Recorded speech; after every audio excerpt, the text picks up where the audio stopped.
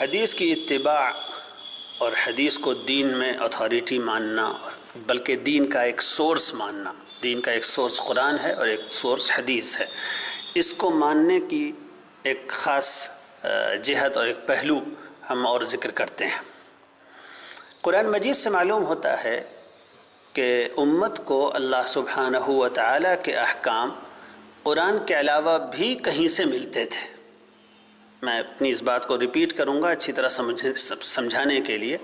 قرآن سے یہ معلوم ہوتا ہے کہ امت کو اللہ سبحانہ و تعالیٰ کے احکام قرآن کے علاوہ کہیں سے ملتے تھے۔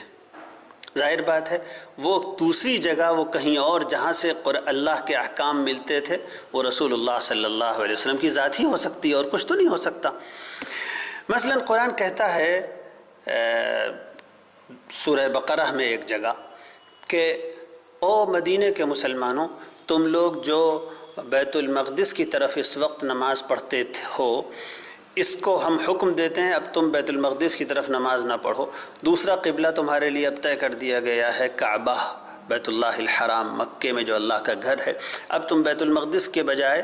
کعبے کو اپنا قبلہ بناؤ۔ ہمارے ناظرین غالباً یہ بات جانتے ہوں گے کہ مدینہ میں رسول اللہ صلی اللہ علیہ وسلم پہلے بیت المقدس یروشلم کی طرف منہ کر کے نماز پڑھتے تھے، پھر قرآن کا حکم آیا کہ نہیں، ادھر سے منہ ہٹاؤ اور کعبے کی طرف، مکے کی طرف منہ کر کے نماز پڑھنا شروع کرو۔ اس سلسلے میں قرآن نے ایک بات یہ کہی، وَمَا جَعَلْنَا الْقِبْلَةَ الَّتِي كُنْتَ عَلَيْهَا إِلَّا لِنَعْلَمَ مَنْ يَتَّبِعُ الرَّسُولَ مِمَّنْ يَنْقَلِبُ عَلَى عَقِبَيْهِ۔ قرآن نے کہا او محمد، جب یہ حکم آ گیا کہ اب تم لوگ کعبے کی طرف منہ کر کے نماز پڑھو، تو کہا گیا وہ قبلہ جس کی طرف تم پہلے منہ کر کے نماز پڑھا کرتے تھے، ہم نے اس کو قبلہ صرف اسی لیے بنایا تھا۔ میں ریپیٹ کروں، میں دوبارہ کہوں، تم جس قبلے کی طرف یعنی بیت المقدس کی طرف منہ کر کے نماز پڑھتے تھے، ہم نے اس کو قبلہ اسی لیے بنایا تھا تاکہ یہ بات کھل کر سامنے آ جائے کہ کون ہے جو رسول کی اتباع کرتا ہے اور کون ہے جو منہ پھیر کر واپس چلا جاتا ہے۔ تو قرآن نے یہاں ذکر کیا کہ کعبے سے، قرآن میں یہ حکم تو موجود ہے کہ تم لوگ مسجد حرام کی طرف منہ کر کے نماز پڑھو، لیکن قرآن میں کہیں یہ موجود نہیں ہے کہ اس کے علاوہ کسی اور قبلے یا بیت المقدس کی طرف منہ کر کے نماز پڑھا کرو، جبکہ قرآن یہ کہہ رہا ہے کہ ہم نے، یعنی اللہ تعالیٰ اپنی طرف نسبت کر کے کہتا ہے ہم نے اس سے پہلے دوسرے قبلے کی طرف منہ کر کے نماز پڑھنے کا حکم دیا تھا، اور یہ حکم قرآن میں کہیں نہیں ہے۔ یہ حکم امت کو رسول اللہ صلی اللہ علیہ وسلم سے ملا تھا۔ تو قرآن نے یہاں پر امت کو رسول اللہ صلی اللہ علیہ وسلم کی طرف سے، جس کے ذریعے سے جو حکم ملا تھا بیت المقدس کی طرف نماز پڑھنے کا، اس کو قرآن نے بتایا یہ اللہ کا حکم تھا۔ اس سے پتہ چلا کہ قرآن کے علاوہ بھی امت کو اللہ کے رسول کے ذریعے سے احکام ملا کرتے تھے۔ یہ وہ احکام ہیں جو حدیث میں ہمارے پاس آئے ہیں، اور ان کو ماننا بھی ضروری ہے۔ اسی آیت میں اگلے حصے میں اللہ تعالیٰ فرماتے ہیں کہ یہ پہلا والا قبلہ اس لیے رکھا گیا تھا تاکہ ہم یہ دیکھ لیں کہ کون ہے جو اللہ کے رسول کی بات مانتا ہے اور کون ہے جو نہیں مانتا۔ اس سے بھی پتہ چلتا ہے کہ حدیث حجت ہے اور اتھارٹی ہے دین میں۔ یہاں پر ایک شبہ حدیث کو اتھارٹی نہ ماننے والے پیش کیا کرتے ہیں۔ ہو سکتا ہے آپ میں سے کسی سے ایسا کوئی آدمی ملا ہو اور اس نے یہ شبہ پیش کیا ہو، اس لیے اس شبہے کو اور اس کی وضاحت کو اور اس کی فالیسی کو ایکسپوز کر کے ہم بیان کر دیتے ہیں۔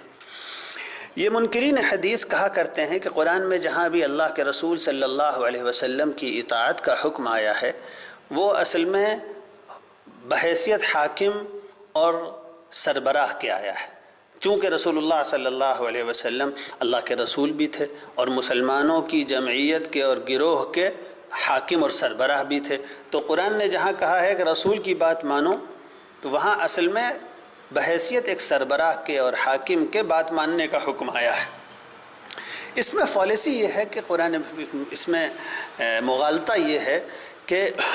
قرآن نے کہیں نہیں کہا ہے کہ تم لوگ حکم مانو اپنے حاکم کا جو محمد ہیں۔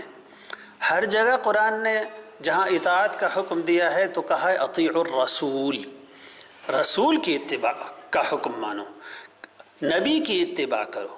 وہ لوگ کامیاب ہیں جو نبی کی اتباع کرتے ہیں۔ تو اس سے صاف واضح ہوتا ہے کہ جب قرآن حکم دے رہا ہے تو رسول کی اتباع کا حکم دے رہا ہے، حاکم کی اتباع کا اس جگہ پہ حکم نہیں دے رہا۔ یہ ایسے ہی ہے جیسے میں کسی سے کہوں کہ اپنے والد کی بات ماننی چاہیے، تو کوئی آ کے مجھ سے کہے کہ اس کے والد چونکہ ڈی ایم ہیں اس لیے آپ نے ڈی ایم کی بات ماننے کو کہا ہے۔ ایسا نہیں ہے۔ جب کہا جائے والد کی بات ماننے کو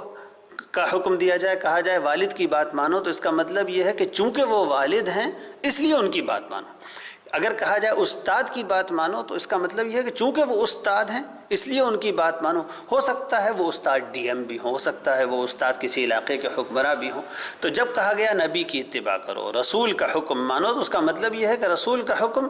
رسالت کی وجہ سے ماننا ضروری ہے، نبی کا حکم نبوت کی وجہ سے ماننا ضروری ہے۔ پھر قرآن میں ایک جگہ تو صاف صاف ایسی کسی غلط فہمی کا گویا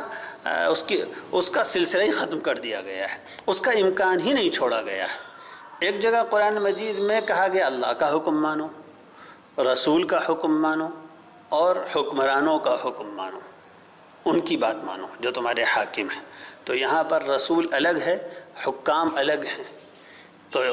سوال ہی نہیں اٹھتا کہ یہاں پر رسول کو کہ حکم ماننے کا تذکرہ سوائے اس کے کسی اور وجہ سے کیا گیا ہو کہ وہ رسول ہے۔ اس لیے کہ آگے آ ہی رہا ہے کہ حکمرانوں کی بات مانو، اپنے حاکموں اور سربراہوں کی بات مانو۔ کہا گیا یا ایھا الذین آمنوا اطیعوا اللہ واطیعوا الرسول واولی الامر منکم، او ایمان والو حکم مانو اللہ کا اور اللہ کے رسول کا حکم مانو، اور اپنے حکام اور سربراہوں کی بات مانا کرو۔ تو اس نے اس طرح کے کسی شبہ کی گنجائش ہی نہیں چھوڑی۔ حدیث کی اتھارٹی اور اس کے حجت ہونے کے سلسلے میں ایک بہت اہم بات یہ ہے کہ بہت سے حکم قرآن کے ایسے ہیں جن پر عمل کرنا ممکن ہی نہیں ہے بغیر اس کے کہ حدیث کو دین میں اتھارٹی اور حجت مانا جائے۔ میں اس کی صرف ایک مثال پیش کرتا ہوں، اسی سے سمجھ میں آ جائے گا کہ رسول اللہ صلی اللہ علیہ وسلم کی جو ایک ڈیوٹی تھی اور آپ کا جو فرض منصبی تھا کہ آپ قرآن کی تشریح و تفسیر کریں، اس کا اسپیکٹرم کتنا براڈ ہے، وہ کتنی اس کا کینوس کتنا بڑا ہے۔ مثلا قرآن میں 70 سے زیادہ جگہ پر حکم دیا گیا ہے نماز پڑھا کرو، نماز قائم کرو۔ 70 سے زیادہ قرآن نے 70 سے زیادہ بار حکم دیا ہے قرآن پڑھنے کا اور نماز پڑھنے کا۔ 70 سے زیادہ بار قرآن میں نماز پڑھنے کا حکم آیا ہے، لیکن ایک جگہ بھی قرآن میں کہیں نہیں آیا کہ نماز کیسے پڑھی جاتی ہے، اس میں رکوع ہوتا ہے، اس میں کتنے سجدے ہوتے ہیں، اس کی کتنی رکعتیں ہوتی ہیں، اس میں کہاں پر قرآن پڑھا جائے گا، کہاں تسبیح پڑھی جائے گی، کہاں دعا مانگی جائے گی۔ نماز پڑھنے کا عملی طریقہ یہ امت کو صرف اور صرف رسول سے ملا ہے۔ اسی لیے ہندوستان میں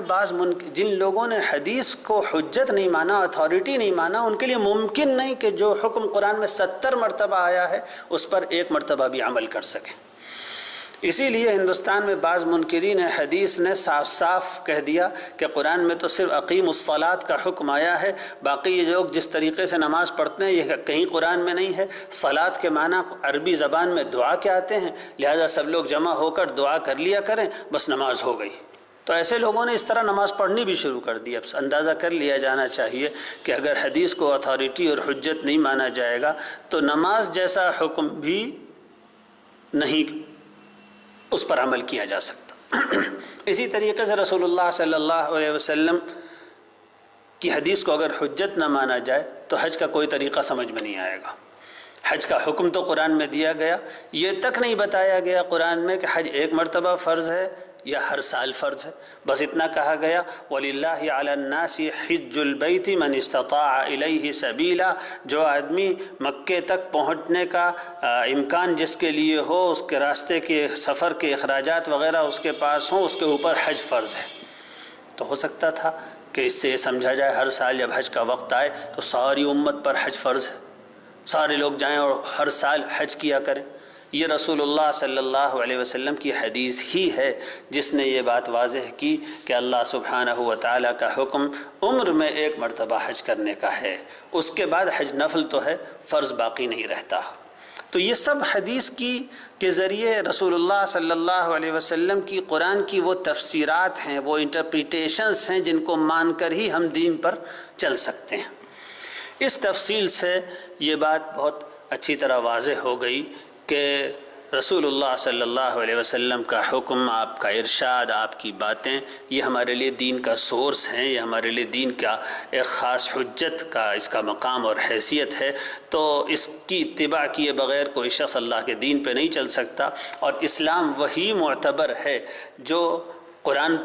کو بھی حجت سمجھتا ہو اور جس کی بنیاد حدیث پر بھی ہو۔ ہماری دین کے دو ماخذ اور دو سورسز ہیں، قرآن اور رسول اللہ صلی اللہ علیہ وسلم کی حدیث۔ یہ اب تک کی گفتگو میں اس پر روشنی ڈالی گئی۔ آئندہ اگر اللہ نے توفیق دی تو اس موضوع کے کچھ اور حصوں پر روشنی ڈالی جائے گی، مثلاً یہ کہ ہم تک جو حدیث پہنچی ہے اس کی حفاظت کا کیا انتظام رہا ہے، یہ جو حدیث ہم تک آئی ہے یہ کتنی اوتھینٹک ہوتی ہے، کس طرح اس کو چیک کیا گیا ہے، کتنی اس کی حفاظت کی امت کے بڑے بڑے علماء، ہزار علماء کی محنتیں اس میں لگی ہیں، تب ہمارے پاس حدیث کا یہ ذخیرہ اس طور پر آیا ہے کہ اس میں سے ایک بڑے حصے کے بارے میں ہم اعتماد سے کہہ سکتے ہیں کہ یہ بالکل صحیح احادیث ہیں، یہ معتبر احادیث ہیں، یہ دین کا سورس ہیں۔ کچھ حصے کے بارے میں ہم کہیں گے اس میں تھوڑی سی کمزوری ہے، یہ ضعیف ہیں، اگر یہ قرآن کے مطابق ہوں، صحیح احادیث سے ٹکراتی نہ ہوں تو ان پر بھی عمل کیا جائے گا۔ اور کچھ حصہ ایسا ہوگا